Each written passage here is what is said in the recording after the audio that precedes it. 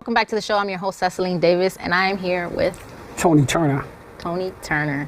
Tell us about what you do in the Bronx River houses. How long have you been living there? Your age, your occupation, those types of things. Well, I've been born and raised in Bronx River. Oh, wow. Right, so I actually don't live there now, but I still go to the community.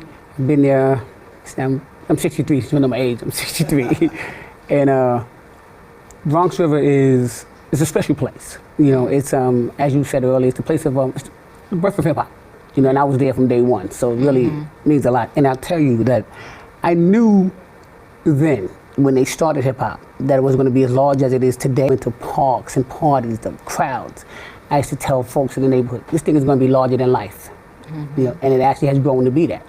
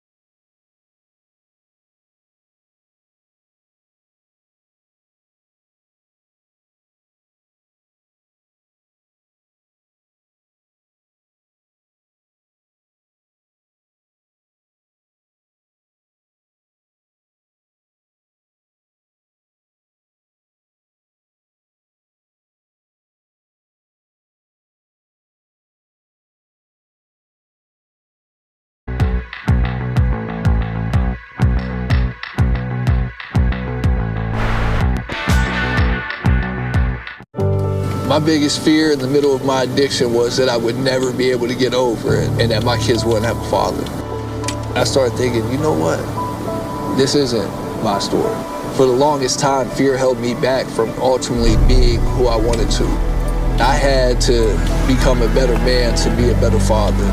It's important to me that my kids are empowered and truly believe that if they can think it, they can do it.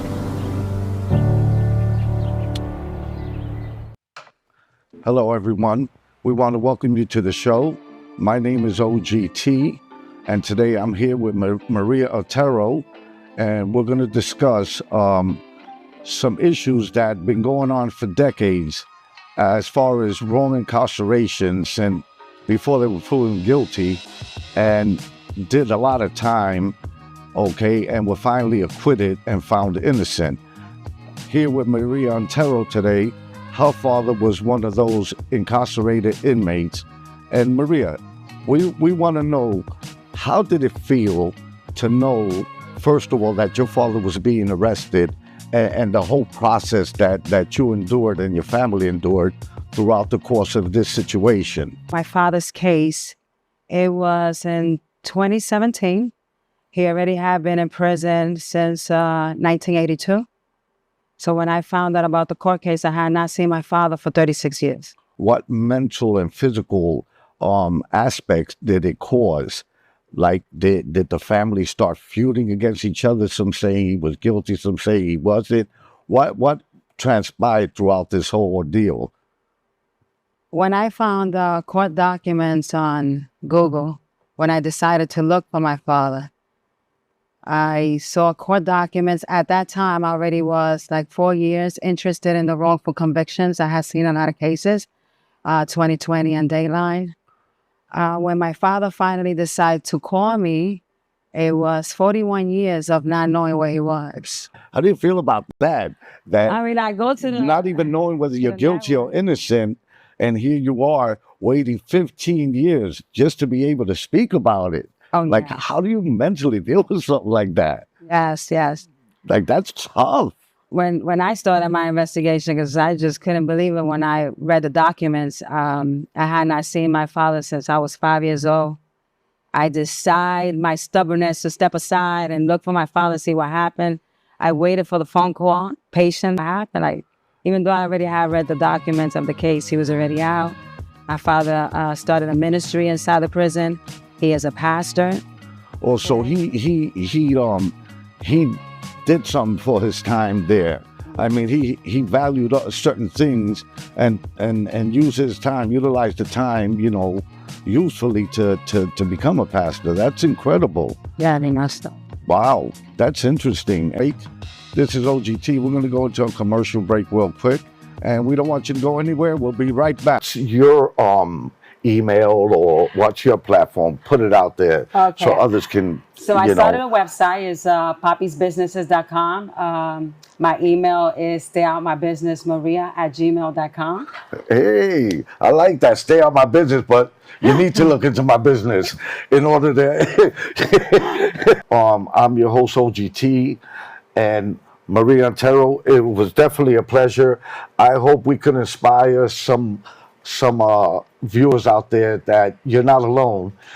Feel that any one of your family members is incarcerated, is wrongfully incarcerated. Look into these websites, look into our websites, and we're here to assist. We thank you. God bless and have a great day. Host OGT. Thank you.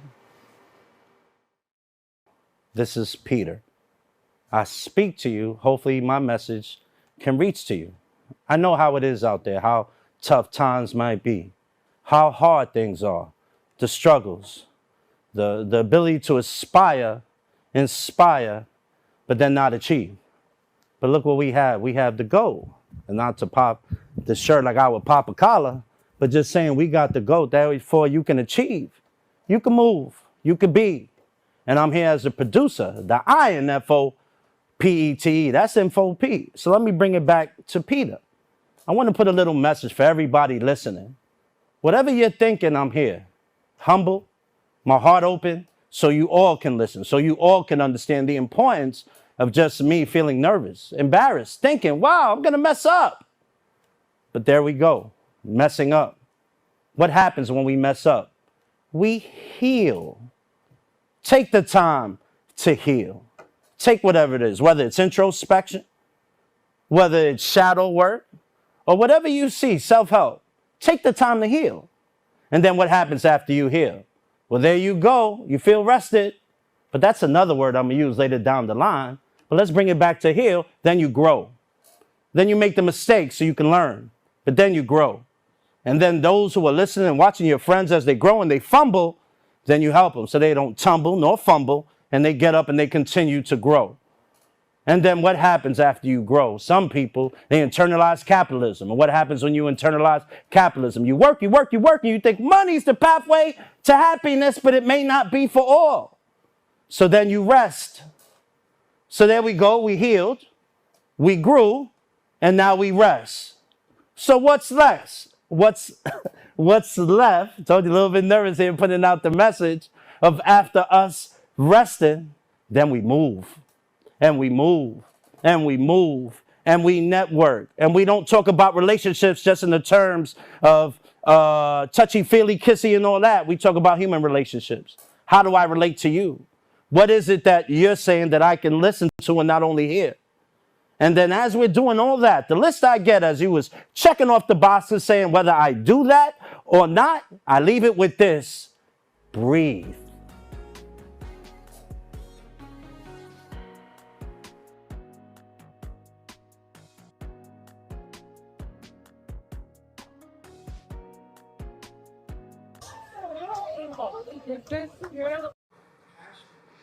Welcome back. I'm Cecileen Davis, your host, and today we are here with Mike Brisbane, how you doing? I'm Born and doing good. raised, Bronx River. You already know.